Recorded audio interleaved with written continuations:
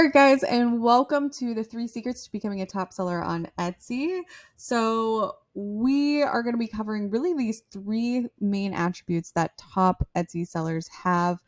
My name is Hannah. I'm an Etsy YouTuber. I've owned multiple brands. I've sold over $2.6 million on Etsy, clearing a 30+% profit. And yeah, I've just been documenting that journey for free on YouTube. So yeah, that's my YouTube channel if you want to check it out. So you're getting regular sales on Etsy, and then what, right? Like what comes after that, right? So this is really, a lot of these things we're going to talk about isn't if you're just first starting out, but it's still good to watch this video and understand what the future potential holds as you progress over your 100 sale mark. So going from a 0 to 100 sales is great, but going from 100 to your next 10,000 sales should be a slightly different approach, right? By the end of this lesson, we're going to be going over the 3 secrets that every 6 or 7 seller Etsy store has. We're going to implement them and we are going to grow. So again, there's 3 things that later 6-figure, 7-figure shops have in common. The first one is that their business is scalable. They've built a business engine that even if they got a huge influx of orders, they could scale at any given time. They could handle those influx of orders without compromising quality or customer service. So if you're somebody that has a business currently, you would want to consider not going after product opportunities where once you sell out, you can't make more of them. Now, obviously, there's exceptions to everything. That's my sister working in the background.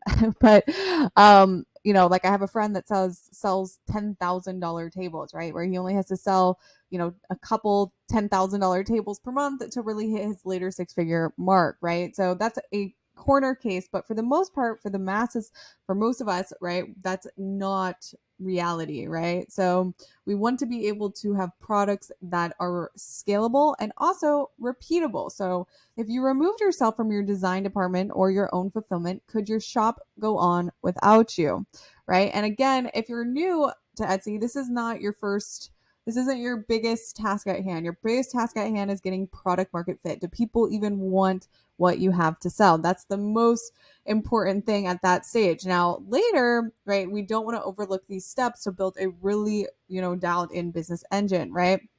So you have all these different parts of your business engine, and sooner than later, we want to think of our business as an engine and each department as its own little engine.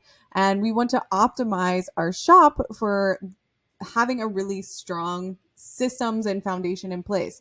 So sometimes saying no is saying yes to yourself. So for us, we for an example of this, right? So we sew a lot of our goods. We're handmade sellers. And at some point or another, we had to stop saying yes to every single custom order that someone wanted, right? So personalization, if you're a personalization shop, is one thing. That's not what we're talking about. We're talking about just someone wanting something completely custom, right? Saying no to that person in the short term maybe hurts us a little bit, but spending and investing a lot of time and energy to go out on a whim to do every single custom order actually inhibits us from more growth. So at some point, we have to say, nope, actually, our set of products, the sizes that we offer is what we offer, and that's it.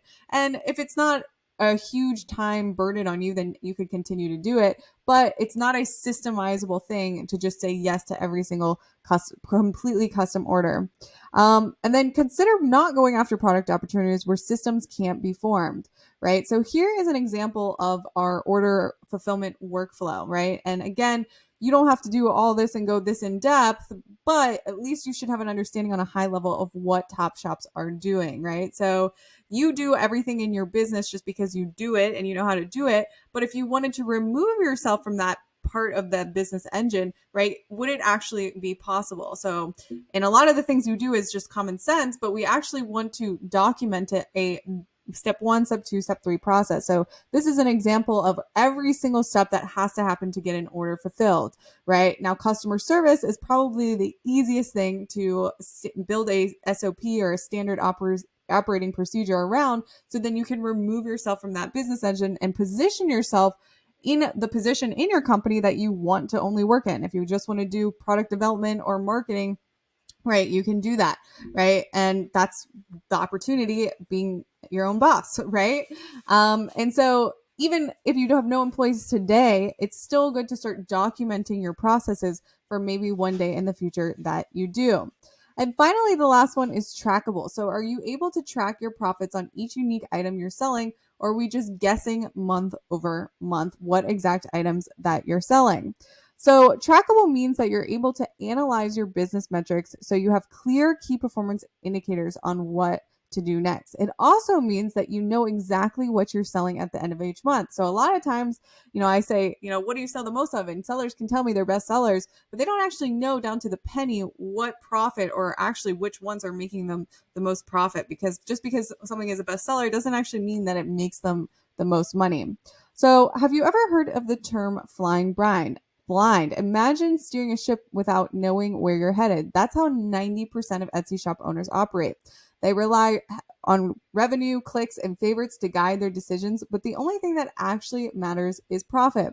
So even if you're selling print on demand or physical goods, don't worry. We got you covered when it comes to building this trackable business. So the first thing that we have to understand is what a SKU is and what a SKU does, even if you're print on demand. A SKU is a way for you to identify your items outside of just an image and a title, right? So in a listing, right, you can have multiple variation options, right? And you don't actually know what you sold without looking at the image or the title, or, that title and that image, right, could actually be for multiple products. So you actually don't know what you sold unless you clicked on the actual listing and looked at the actual variation option in comparison to the listing. So a SKU allows you to identify that unique item without actually looking at anything. You should tell you every single thing that you need to know. So if I sold a 16 by 16 inch, Sydney over there can just go to the shelf and look for this SKU and pull it off the shelf. So they don't even need to look at anything. This tells them all of the information that they need to know. So for example, if you're selling jewelry, this looks like a long, scary, code here, but in reality, it's telling me exactly what this item is. Gold earring hoop 1-inch 2mm. Where on the contrary, versus a SKU like this, that is silver earring hoop 1-inch 3mm. So these attributes here are telling you exactly what you particularly want to know. And you build a SKU system based off the attributes that matter to you, right? So do you want to know that you sell more 3mm than 2mm? Do you want to know that you sell more gold than silver? Right? What do you want to know about your products? And this also helps you forecast for the next future renditions of products that you're going to make. So what does this do for your business? Again, it allows you to track on a per product level. So for example, here is a product report. So this is a Etsy profit tracking app. And you can see all of the SKUs here on the side and how much revenue they're doing after their product costs, after all of their transaction fees, processing, listing, and shipping costs, and their actual profit here, right? So we can see it on each unique variation option we're selling the true profit that we're making. By the way, guys, if you guys want to set up SKUs, if you're a physical goods store and you want to learn how to make more SKUs, I have a full free SKU generator down below that you can get. The link is in the description, and there's also more in-depth training there on how to build your SKU system with our SKU generator tool. So make sure you go get that.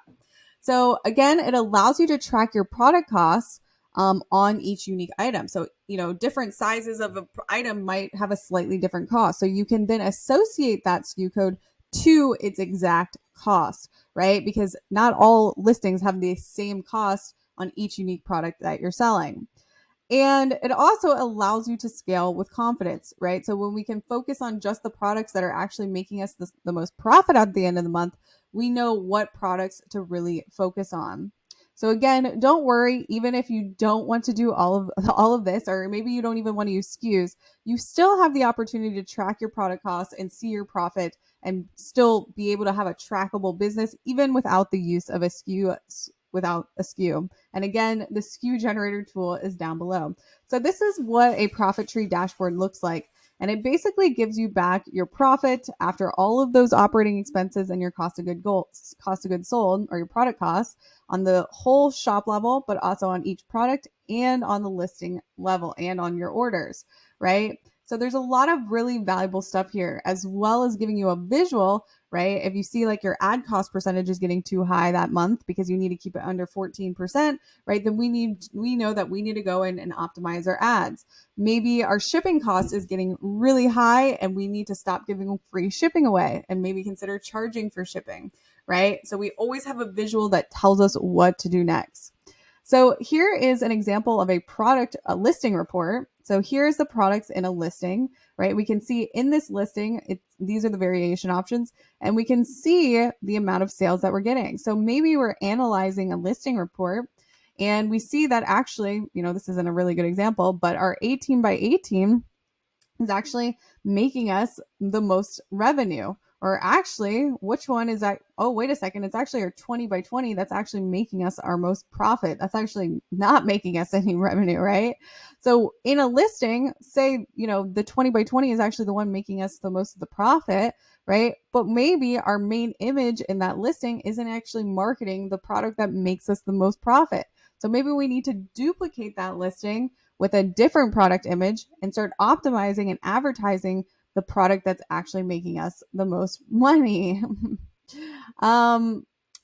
Another valuable thing here and what SKUs do. So back to our SKUs here, right? So again, even if you don't use SKUs, you can still use Profit Tree and see your profit. But the power of SKUs is the nature of Etsy is that you can split test everything. So you can have this silver earring hoop 1-inch 3mm in one listing, but you might have it in a variation drop-down menu in 5 other listings. So what Profit Tree is going to do is if it has sales on listing 1, listing 2, or listing 3, it's going to consolidate that sales report. So when you look at the sales, right, you can see that this SKU made $485, but that $485 might have been sales from 3 different listings. So with the SKU, it allows you to sync all of the sales data of that item so you actually know how much it's making. So you can see, if this is the product details for the SKU, so this is not the listing report, right? A listing report shows you the breakdown of what's selling in a listing. The product report is going to show you all of your unique variation options or all your unique SKUs and the sales consolidated or not consolidated if you don't use SKUs on that item. So here's this SKU. 400. These are just screenshots, by the way. So these are all made up numbers, but here is the SKU. Here's the sales. Now, if we scroll down on this page, right?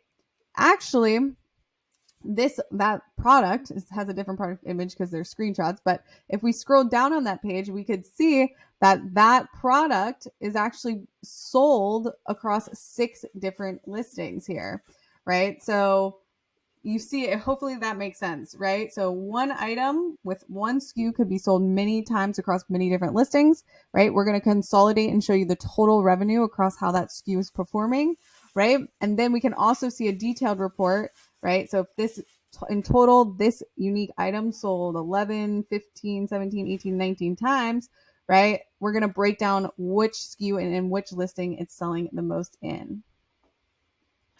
A lot of big names are starting to adopt us. So we have like Simply POD, Mandy, with Mandy. We have Tag Pup, which is the biggest dog collar store on Etsy right now. Both of these shops, one is print on demand, one is physical goods. So we can serve both customers really well.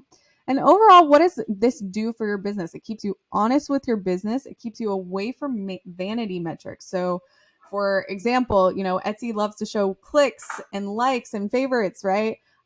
Which those stats are valuable in the beginning, but the only thing that actually matters is profit and that pie chart that you saw and seeing how much profit is left over and what you need to optimize in your business engine to increase profit.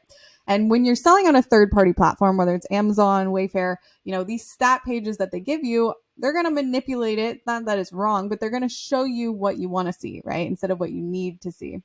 Again, it clearly shows what's needing improvement and it allows you to scale with confidence. So what are some things that we want to track? So when we're looking at the dashboard here, right? So here is a Profit Tree dashboard, right? What are some things that we care about? So a healthy shop over time is seeing an increase in profit percentage, right? It's seeing an increase in average order value over time. It's seeing an increase in return on ad spend because if your ROAS is increasing, that means it's becoming cheaper to acquire a customer, right? So let's put this in a bigger time sample, right? We can see how we're doing compared to the previous time period in terms of ROAS. So our ROAS is improving. If we click on profit, our profit is improving or kind of in line for the current year. Our AOV is slightly increased since the previous year, right? And so for instance, if our AOV is just staying stagnant, then maybe we need to make, in our next 15 listings, we need to make, you know, uh, upsells that have a higher price point so we can try to get more people to spend more money with us, right? So we're constantly looking at this as like our control panel to our engine to be constantly improving.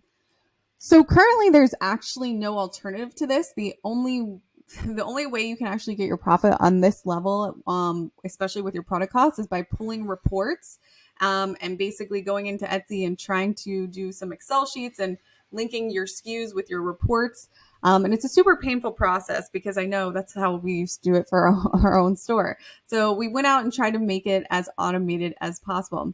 There's 3 easy ways to begin tracking your profit. The first way is by going into our integrations tab and just integrating with your print on demand provider. So Printify or Printful, in one click, you'll be able to track everything.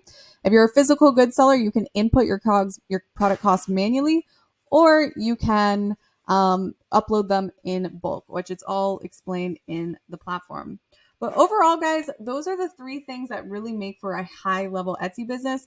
Again, it doesn't mean you need to stop everything you're doing and do all these things right now. It's just to have an understanding of what it does look like, and how, these bigger shops are making data driven decisions based off their own last best metrics, and not just guessing on what they should do. But overall, guys, make sure you click the link down below to get that free SKU generator. And we also have free trials down below so you can check us out just to see. And even if you don't love us or whatever, we would love to get your feedback, because that is the most important thing for us right now. All right. Bye, guys. Thank you for watching.